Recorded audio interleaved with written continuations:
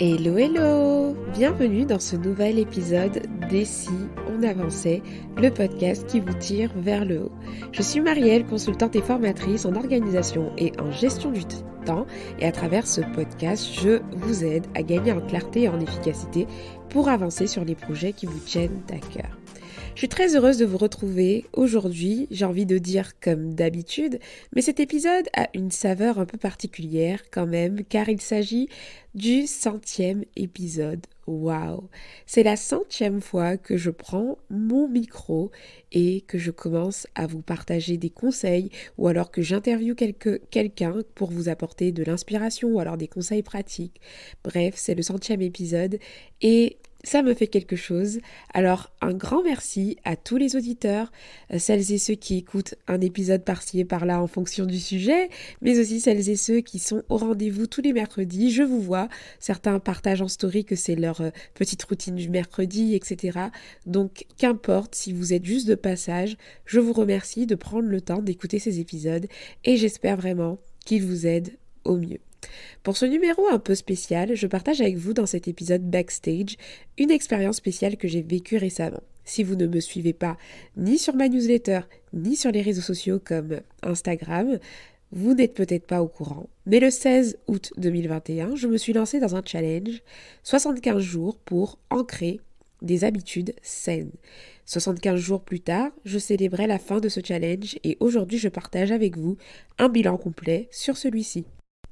J'ai eu tellement de questions autour de ce challenge et je suis ravie de pouvoir vous proposer un épisode que j'ai structuré autour de 7 questions qui me permettront de faire un tour 360 de cette expérience qui aura eu un impact énorme sur ma vie et sur mon quotidien. Il y a vraiment un avant et un après.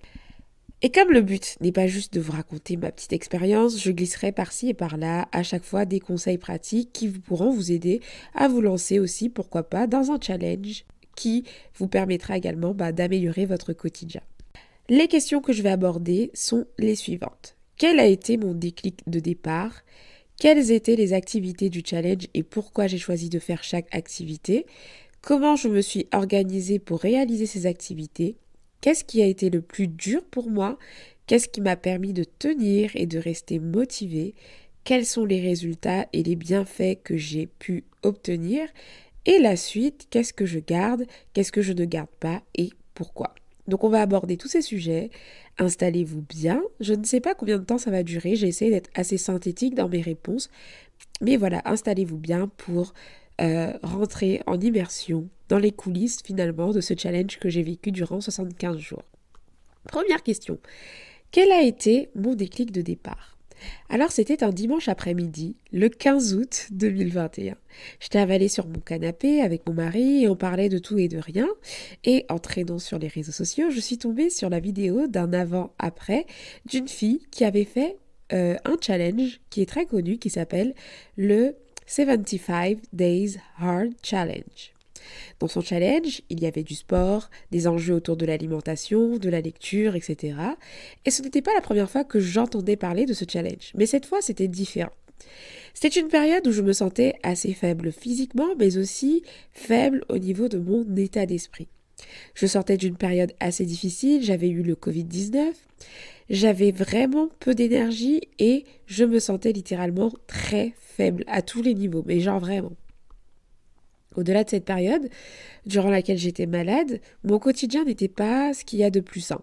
J'ai toujours su mener à bien mes objectifs au quotidien, professionnels, quelques objectifs perso, mais tout ce qui concerne ma santé finalement, c'était un peu ma bête noire, c'était mon point faible quoi. J'avançais sur plein d'aspects de ma vie, mais le domaine de la santé, donc tout ce qui était lié à mon alimentation, la gestion de mon énergie en ce qui concerne le sport, c'était un peu mon point faible. Et vous savez, j'aime les défis. J'aime me challenger au quotidien. Et l'idée de me lancer dans un challenge pour me remettre en forme me plaisait bien. L'idée de faire quelque chose en plus qui va me dépasser parce que c'est 75 jours et qu'il y a une compilation d'activités, ça me parlait bien. Alors cette vidéo s'est présentée à moi vraiment comme une opportunité. Et donc, ce dimanche après-midi, le 15 août 2021. C'était comme une évidence pour moi, à ce moment-là. J'allais me servir de ce challenge pour retrouver de l'énergie, muscler mon mindset et sincèrement, prendre un nouveau départ avec l'idée en tête d'améliorer complètement mon style de vie. Le but n'était pas juste de faire un challenge pour m'amuser, mais je souhaitais vraiment changer et améliorer positivement mon quotidien et prendre soin vraiment de ma santé. Alors, ce jour-là, j'ai pris une feuille, j'ai écrit 1, 2, 3, 4, 5, 6, 7, 8, 9, 10, 11, 12, 13, 14, jusqu'à 75 et j'ai décidé que le lendemain, donc le 16 août, j'allais commencer ce challenge dont je vais vous présenter le bilan. Voilà comment tout a commencé et pourquoi aussi. La soif d'améliorer mon style de vie. Deuxième question. Quelles étaient les activités de mon challenge et pourquoi j'ai choisi de faire chaque activité? Déjà, il faut savoir, petite introduction, que je suis partie du 75 Day Hard Challenge, et je l'ai remis à ma sauce en gardant quelques éléments. Ce que j'aimais avec le 75 Days Hard Challenge, c'est que c'était un challenge vraiment challengeant. C'était pas une activité, mais plusieurs activités. Ça touchait un peu à tout. Il y avait un peu de lecture, de la santé, du sport, et j'aimais bien ça. Donc je vais vous dire un peu les activités du challenge de base, et ensuite je vais vous présenter du coup le challenge sur mesure que j'ai créé en partant de ça. Le 75 Days Hard Challenge comporte plusieurs activités. C'était 45 minutes de sport en intérieur, 45 minutes de sport en extérieur, boire 4 litres d'eau, ne boire que de l'eau, pas d'alcool, pas de fast-food, suivre un régime particulier, lire 10 pages de non-fiction, d'un livre non-fiction, et prendre une photo de soi chaque jour. Moi, j'ai décidé de partir de ce challenge qui me plaisait bien en l'adaptant à mes envies, à mes possibilités. J'ai décidé de personnaliser les choses et c'est un conseil que je vous donne. Si vous voyez un challenge sur le web, s'il ne vous convient pas, n'hésitez pas à mettre les choses à votre sauce pour que ça s'adapte à vos envies, à vos besoins et à votre quotidien. Mon challenge sur mesure, ça a donné quoi? Du coup, j'avais des activités obligatoires, une séance de sport d'au moins 20 minutes, une sortie en extérieur d'au moins 20 minutes, boire de l'eau et uniquement de l'eau, pas d'alcool, pas de jus, pas de soda, et boire 2,5 litres d'eau du coup. Et quand je dis des activités obligatoires et des activités secondaires, c'est que dans mon challenge, j'avais acté quelque chose. C'est que si je ratais un jour, je recommençais tout. Et cette décision, elle était très, très, très, très, très, très importante parce que ça voulait dire que je m'étais engagée envers moi à tenir et à faire les choses de façon régulière et que si je ratais un jour, je recommençais.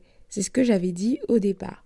Donc dans les activités obligatoires pour lesquelles en fait cette condition était applicable, donc c'était la séance de sport, la sortie quotidienne, le fait de boire de l'eau et 2,5 litres d'eau. Et après, les deux activités pour lesquelles, voilà, si je ratais un jour, je pouvais me sentir flexible, c'était la lecture d'au moins 15 minutes par jour et l'amélioration de mon alimentation, c'est-à-dire pas de fast-food, etc.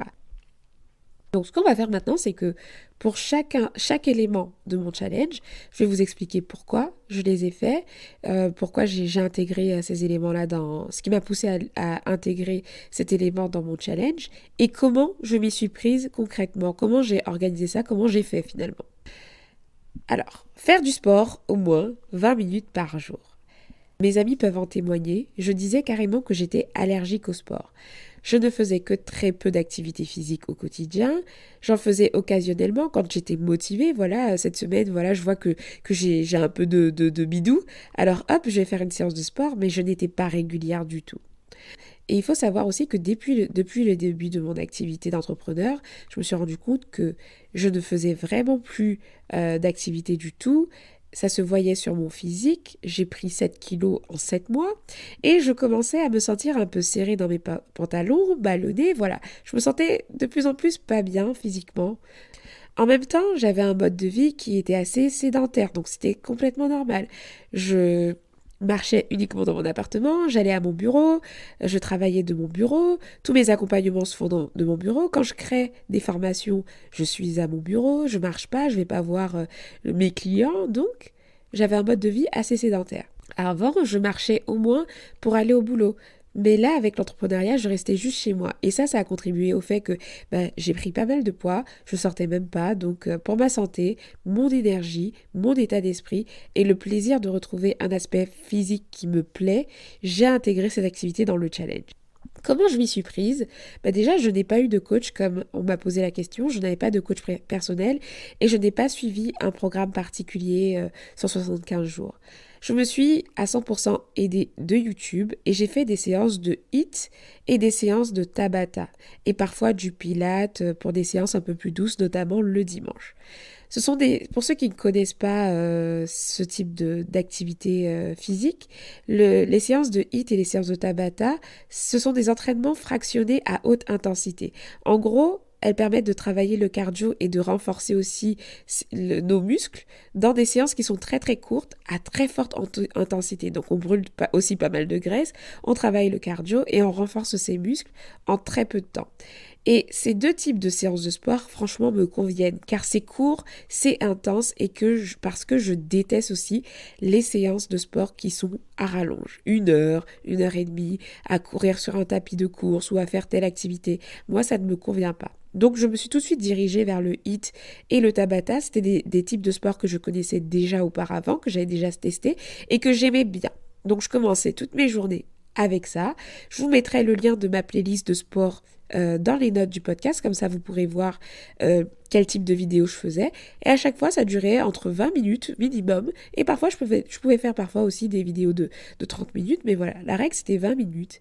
J'ai aussi, certaines fois, fait du running pour fusionner la sortie et la séance de sport. Ça m'est arrivé. Au début, c'était ça mon intention. C'était, comme j'aimais pas trop sortir, je me suis dit, quitte à faire d'une pierre deux coups, je vais aussi faire parfois du running, aller courir, pour fusionner la sortie et la séance de sport. Et du coup, j'essayais de courir au moins 20 minutes à chaque fois. Et j'ai même pu courir mes premiers 5 kilomètres, donc c'est quelque chose qui s'est développé avec le temps. Quand j'ai commencé, c'était une réelle catastrophe parce que je n'avais pas de cardio, j'arrivais à rien. Et au fil des jours, je voyais mes performances évoluer en fait. J'ai commencé avec des vidéos de HIIT débutants, par exemple, où je mettais à chaque fois débutant, etc., jusqu'à réussir à faire des séances complètes de HIIT dites hardcore. Des séances de Tabata hardcore, donc des séances vraiment plus intenses, plus difficiles. Et ça a été vraiment crescendo. J'ai commencé avec des séances où j'avais des difficultés à faire vraiment les bons positionnements, etc. Mais aujourd'hui, après 75 jours, j'ai vraiment amélioré mon cardio, amélioré mes performances et mes séances de sport sont beaucoup plus fluides. Donc ça a été progressif et j'ai respecté ça aussi. Tout ce qui comptait pour moi, c'était de faire 20 minutes de sport et d'aller au bout de la séance. Donc le conseil que je peux vous donner si vous vous lancez dans un challenge sportif, c'est de choisir un sport que vous aimez. Moi, je savais que je n'aimais pas les séances qui étaient très longues et que je voulais que ce soit court et efficace. Donc j'ai choisi le HIIT, les séances de Tabata et quelques séances de Pilates. Et je me suis aussi accompagnée, surtout lors de mes séances de footing, de trucs qui me motivent comme ma playlist avec des chansons qui me plaisent pour pouvoir rester dans la dynamique et continuer. Ensuite, la sortie d'au moins 20 minutes par jour. Je me suis toujours définie comme étant une casanière et l'entrepreneuriat m'a régalée. Parce que du coup, je restais tout le temps chez moi, il y a eu le confinement aussi, bref, j'étais régalée. Sauf que, bien sûr, c'est pas forcément un mode de vie qui peut être sain sur du long terme si je passe toute ma vie à rester chez moi. Pourtant, les sorties me font du bien généralement. J'aime la nature, j'aime les balades, j'aime marcher. J'habite dans un coin où il y a plein de jolis parcs pour faire des balades assez sympathiques, mais je n'en profitais pas. Et donc, toujours dans le but de me challenger, je me suis dit, allez, je me lance ce défi de sortir tous les jours durant 75 jours pour voir si j'y arrive. Donc comment j'ai fait? Donc souvent je le faisais en milieu de journée après ma pause déjeuner, ça me permettait de bien digérer, ou alors en fin de journée pour clôturer la journée de travail. Je sortais faire un tour dans les parcs autour de chez moi, j'essayais de varier les plaisirs et de découvrir aussi des nouveaux coins, mais la règle c'était toujours 20 minutes ou au minimum. Parfois je faisais plus, parfois je faisais des balades de 45 minutes. Au début je faisais une fixette sur le nombre de pas, mais j'ai arrêté parce que c'était pas forcément l'enjeu pour moi, sachant que je faisais vraiment des séances de sport intenses à côté. Alors j'ai tout misé sur le plaisir, donc les balades, Et comme j'expliquais, parfois c'était des sessions de running parce que je mélangeais la séance de sport et la sortie. Ensuite, pour le fait de boire uniquement de l'eau et 2,5 litres d'eau par jour. Pourquoi j'ai choisi d'intégrer cette habitude-là? C'est qu'en soi, je ne suis pas une accro au jus de toute façon et au soda. Je peux m'en passer, mais souvent je me rue dessus au resto ou dans les moments voilà, où je suis avec du monde. Alors je me suis dit pourquoi pas m'en passer durant cette période. Donc les 2,5 litres, c'était aussi pour l'utilisation normale de mon métabolisme, pardon. C'est recommandé de boire beaucoup d'eau par jour. Donc parfois, moi, j'arrivais à boire 1 litre et demi, mais c'était l'occasion aussi pour moi de me fixer l'objectif de boire 2,5 litres d'eau par jour, d'en boire beaucoup plus. Sachant qu'une grande partie de l'eau que l'on absorbe vient aussi des aliments. Donc 2,5 litres, c'est largement suffisant. 1,5 litre, ça peut le faire aussi. Tout dépend de vos besoins d'apport, hein. C'est pas une règle. Mais moi, je me suis fixé 2,5 litres parce que je savais que je faisais du sport aussi et que c'était intéressant d'augmenter. Donc, comment j'ai fait? J'avais tout le temps une grande gourde d'1 litre qui était avec moi. Elle était toujours avec moi, vraiment. Quand je sortais, je l'avais dans un petit sac cabas ou quand je travaillais, elle était posée sur mon bureau pour que je pense à m'hydrater et à boire. En travaillant avec la méthode Pomodoro qui consiste à faire des pauses entre des séances de travail de façon intense et concentrée, j'ai pris l'habitude de boire beaucoup et donc durant mes pauses, je buvais. Un autre truc qui m'a aidé à boire beaucoup, ce sont les séances de sport. Parce que juste après une séance de sport très intensive, boire, c'était clairement une évidence. Je buvais au moins 1 litre après la séance de sport parce que j'avais soif et que c'était naturel. Donc voilà ce qui s'est passé pour le fait de boire de l'eau. C'était pas ce qu'il y avait de plus difficile pour moi. Et le conseil que je peux donner pour celles et ceux qui veulent boire plus d'eau, c'est pourquoi pas rajouter un peu de jus citron de temps en temps pour varier les plaisirs. De mon côté, c'était vraiment quelque chose qui n'était pas compliqué, si ce n'est que la quantité, effectivement. Pour avoir les 2,5 litres d'eau par jour, donc comme je vous ai dit, profitez de vos pauses. Ayez tout le temps aussi votre gourde, votre bouteille d'eau avec vous pour y penser. Et puis voilà quoi. Moi, c'était très fluide, surtout qu'avec le sport, comme je vous disais, finalement, j'avais besoin de boire de l'eau, donc ça allait très très vite. Ensuite, lire au moins 15 minutes. Donc, pourquoi j'ai fait ça? C'était simple, c'était pour développer mes compétences, me former et croître. Je ne suis pas une grande fan de lecture. Je m'y suis mise en découvrant des livres qui me permettaient de me développer. Parce qu'avant, vraiment, tout ce qui était fiction, je lisais pas du tout. Mais il faut savoir que je lis quand même, mais pas quotidiennement. Alors, je trouvais intéressant d'intégrer cette activité dans mon challenge, parce que j'avais pas mal de livres qui me faisaient de l'œil à l'époque, mais que je ne prenais pas le temps de lire, parce que soit c'était pas forcément en lien avec mes sujets du moment, soit je faisais une formation, etc. Donc, mon but, c'était de rattraper les lectures que j'avais en tête durant ce challenge-là. Donc, comment je m'y suis prise? Alors, il faut savoir que j'ai un peu triché, car j'ai lu des livres en format papier, 2 livres en format papier, mais qu'en majorité, j'ai plutôt lu des livre audio. Donc, je ne sais pas si c'est un terme qui existe, mais j'ai audio lu. Je ne suis pas attachée finalement à la lecture d'un livre en format papier dans mon quotidien.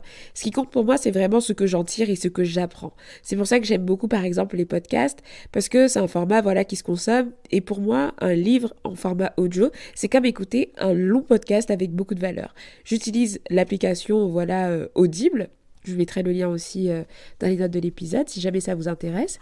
Mais avec Audible, voilà, j'ai acheté des livres et j'ai pu en lire 6 du coup durant tout ce challenge-là. Parfois, il m'arrivait d'en écouter durant mes balades ou alors c'était plutôt en fin de journée, à la fin de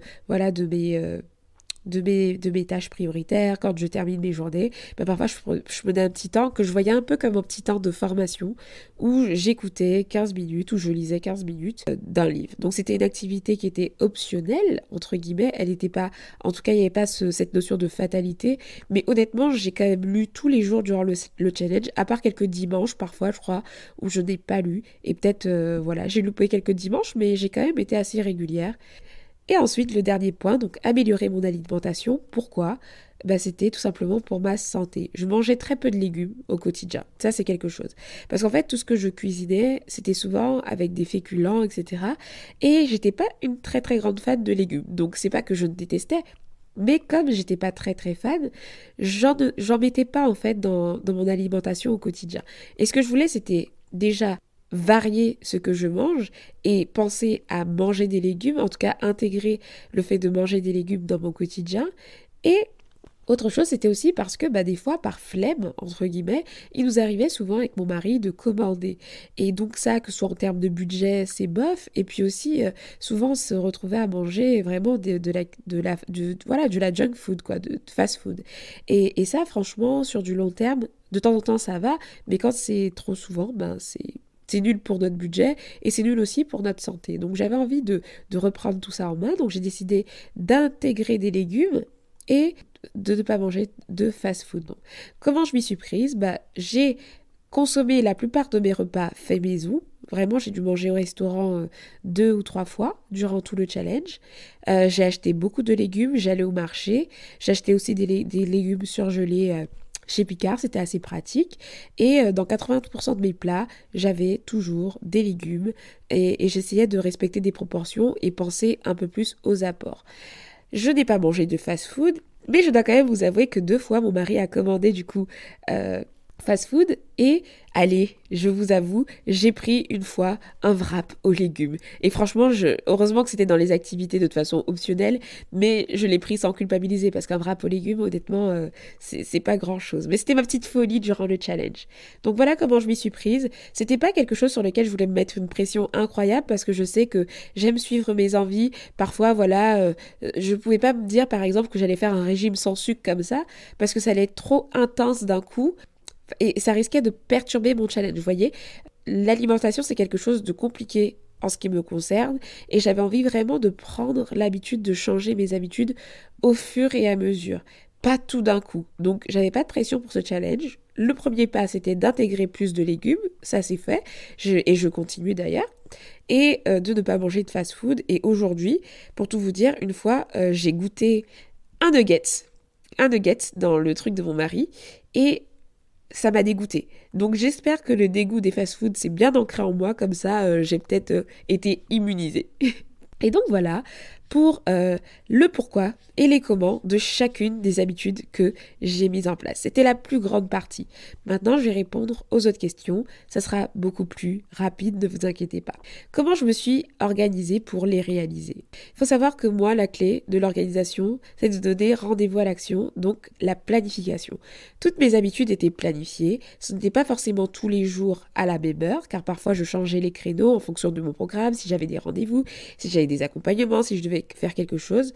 Donc, tout était quand même sur Google Agenda. Et quand je devais déplacer une activité, que ce soit la promenade, etc., je la déplaçais sur mon Google Agenda. Donc, tout était planifié et ça m'a énormément aidé. Ensuite, je voulais vous partager un conseil. Je vous conseille vraiment d'avoir un challenge déjà qui est sur mesure, comme je disais, quelque chose qui correspond à vos envies, mais aussi d'avoir un challenge qui respecte votre budget temps. J'ai établi un programme qui était adapté à mes objectifs, mais aussi à mon budget temps. Il m'aurait été par exemple très difficile d'arriver à accorder 45 minutes de sport et 45 minutes de sortie tous les jours. J'ai réduit à 20 minutes parce que je sais que ça c'était dans ma possibilité.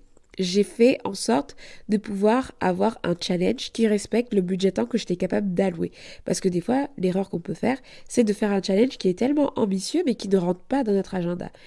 Moi, de mon côté, il s'intégrait parfaitement et ça a été très facile finalement de caser les choses, quoi. 4. Qu'est-ce qui a été le plus dur pour moi? Au début, c'était le sport. Parce que c'était, comme je vous ai dit, j'étais allergique au sport, je déteste transpirer, je déteste l'effort physique. En fait, j'étais vraiment, oui, j'étais une fainéante à ce niveau, j'aimais vraiment pas ça. Mais je vais dire qu'après 30 jours, le plaisir a commencé à venir. J'ai commencé à avoir des résultats, j'ai commencé à voir mon corps se transformer, à perdre des kilos, et c'est passé. Mais il y a quelque chose qui, jusqu'à la fin du challenge, a été très difficile pour moi, c'était la sortie. Et oui, c'était le fait de sortir. Vraiment, parfois, je n'y voyais vraiment pas d'intérêt et j'avais pas envie de sortir. J'ai dû plusieurs fois, honnêtement, me faire violence, prendre mon manteau. Je crois qu'un jour, je parlais avec mon mari et j'étais presque au bord des larmes parce que j'avais pas envie de sortir et que j'étais vraiment comme un enfant qu'on forçait à faire quelque chose. Mais quand je m'étais mis ce challenge, je l'ai quand même fait. Et au final, quand je faisais ces balades, c'était à chaque fois bénéfique. Mais le plus dur pour moi, c'était clairement la sortie.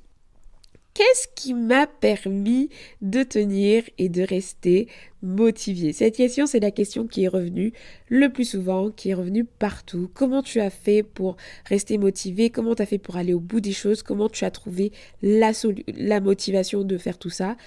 Écoutez, j'ai pas de recette magique, mais je vais vous partager 3 choses qui m'ont aidée. Déjà, premièrement, c'est surtout pas la motivation. La motivation, c'était le point de départ. Le jour où j'ai regardé cette vidéo, la nana, elle m'a motivée. Ça, c'était bien. Mais pour aller plus loin, il a fallu que je m'engage. Déjà, il y a eu l'engagement auprès de ma communauté, mais sachez que cet engagement, il est arrivé que 15 à 20 jours après avoir commencé le challenge, parce que j'étais tellement pas en confiance, je pensais tellement pas que j'allais réussir à faire ce challenge et à le tenir, que pendant 15 jours, je l'ai gardé pour moi, je ne l'ai partagé à personne sur les réseaux sociaux, et je voulais d'abord m'engager auprès de moi-même. Mais en tout cas, vers la fin de mon challenge, quand j'ai commencé à le partager sur les réseaux, à partager de temps en temps mes sorties, etc., ça m'a clairement aidé à tenir parce que j'avais l'engagement. Je me disais, waouh, il y a quand même plus de 8000 personnes qui savent que je fais un challenge. J'ai eu j'avais des encouragements, etc. Donc ça m'a clairement aidé. Mais c'est clairement pas ce qui m'a aidé vraiment surtout, parce que même avec ça, des fois, on peut flancher. Ce qui m'a énormément aidé, c'est l'engagement envers moi-même. Pour ce challenge, j'avais un engagement qui dépassait l'entendement. J'étais très engagée, je savais ce que je voulais changer de style de vie et ça criait, c'était un cri du cœur. C'était quelque chose qui était très fort en moi en fait. Je sais pas, les raisons de faire ce challenge-là étaient beaucoup plus que de l'amusement, c'était je voulais changer de vie, je voulais changer de style de vie. Et ça, c'est un engagement que j'avais pris envers moi. Donc, avec la contrainte aussi de si je rate un jour pour les activités obligatoires, je recommence, ça m'a aidé aussi. Mais l'engagement envers moi, il était beaucoup plus fort que toutes les fois où j'ai peut-être lancé des challenges que j'ai arrêtés. J'étais vraiment engagée, je savais pourquoi je faisais les choses, c'était une affaire entre moi et je l'ai fait pour moi. Et ça m'a vraiment, vraiment, vraiment aidé. Donc, ayez un pourquoi fort. À tel point que, à la fin, si jamais vous ne faites pas votre challenge, genre, ça va vraiment vous créer chez vous une tristesse. Moi, c'était ça. J'étais tellement engagée sur ce challenge que ça allait être une tristesse pour moi de ne pas aller au bout de tout ça. Et dernier truc, oui, par rapport au fait de rester motivé, c'était mon système d'organisation qui était assez bien ficelé, qui était prêt à accueillir toutes ces activités. Parce que c'est vrai que si, par exemple, vous avez des quotidiens un peu, voilà, qui vont dans tous les sens, votre système d'organisation, il n'est pas clair, des fois, c'est pas facile de pouvoir implémenter autant d'habitudes en plus d'un coup, puisque moi, j'en ai quand même fait plein d'un seul coup. Et moi, j'avoue que mon système d'organisation, étant donné qu'il est bien ficelé, c'était assez fluide et flexible pour moi de pouvoir intégrer ces nouvelles habitudes dans mon quotidien. 6e question. Quels sont les résultats et bienfaits que j'ai obtenus? Premièrement, la meilleure forme physique. Je suis moins essoufflée, moins ballonnée. J'ai perdu en tout 6 kilos. Je suis trop fière de moi. Je me sens beaucoup mieux dans mon corps, je me sens ferme, je me sens plus à l'aise et ça n'a pas de prix. Ensuite, j'ai aussi gagné de l'énergie. J'ai moins de gros down, j'ai moins de variabilité d'énergie. Quand je me réveille, j'ai de l'énergie. Je commence avec ma séance de sport, j'ai de l'énergie pour la journée. Je me sens vraiment dans ma jauge d'énergie à fond. J'étais globalement en forme durant ces 75 jours et ça n'a pas de prix. Mon humeur, elle est moins chaotique aussi. Les montagnes russes de l'entrepreneuriat, vous connaissez. Le matin on est au top, après le lendemain, voilà. En fait, les événements n'ont pas changé, donc il y a autant de hauts et de bas dans mon quotidien d'entrepreneur, mais ma façon de réagir aux événements est beaucoup plus linéaire. Je traque mes émotions au quotidien et c'est vrai qu'il y a beaucoup moins de variabilité depuis quelque temps et les montagnes russes ne sont plus trop des montagnes russes en ce moment, c'est plutôt un lent fleuve tranquille. J'ai quand même une humeur qui est assez linéaire et ça fait plaisir parce que je pense que toutes ces activités, l'alimentation, le fait de travailler sur mon mental, etc., ça joue aussi sur mes émotions et j'ai plutôt des émotions qui sont positives et ça me permet de réguler ce que je ressens aussi. Je suis moins stressée, voilà, et ça c'est génial. J'ai aussi gagné une meilleure forme mentale. Croyez-moi, se confronter chaque jour à une activité qu'on ne se sent pas capable de faire, ça joue énormément sur l'état d'esprit. En gros, chaque jour, pour moi, c'était me confronter à l'impossible parce que je déteste le sport, je déteste sortir. Et si tous les jours, tu fais quelque chose qui ne te plaît pas ou tu as l'impression que c'est impossible pour toi, forcément tu gagnes en confiance, etc. Et c'est ce qui s'est passé pour moi. J'ai gagné en confiance, j'ai un état d'esprit beaucoup plus positif, même dans mon business, etc. J'ose plus de choses, je me sens plus à l'aise, je me compare moins, je suis plus focus sur mes objectifs. Bref, ça a eu un impact mental énorme. J'ai aussi lu 6 livres, ce n'est pas rien, donc j'ai gagné pas mal d'informations, j'ai appris plein de choses. Je pense que je n'aurais pas lu tous ces livres sans le challenge, donc je suis heureuse de ce résultat aussi. Et je me suis réconciliée avec des activités que je ne pensais pas possible de faire. Le sport, par exemple, je pensais vraiment que c'était une rupture définitive, alors qu'aujourd'hui, je vous assure que j'aime faire ma petite séance de sport le matin, et ça, c'est quelque chose de dingue pour moi. C'est quelque chose que je n'aurais jamais pensé évoquer un jour. Et pour vous dire, ça me semble tellement invraisemblable que des fois, j'ai peur d'un jour de ne plus, voilà, de retomber en désamour avec cette activité.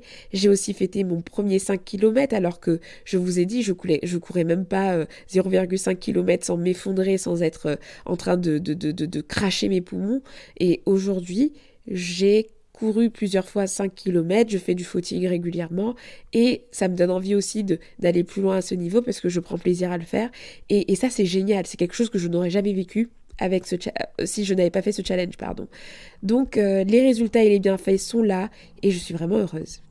Et maintenant la suite, qu'est-ce que je garde, qu'est-ce que je ne garde pas et pourquoi ? Au niveau de la séance de sport d'au moins 20 minutes, ça, je continue. Je continue tous les jours, sauf le dimanche. Au début, je voulais faire les lundis, les mercredis et les vendredis, mais je me rends compte que quand j'espace mes habitudes, j'ai tendance à moins les tenir.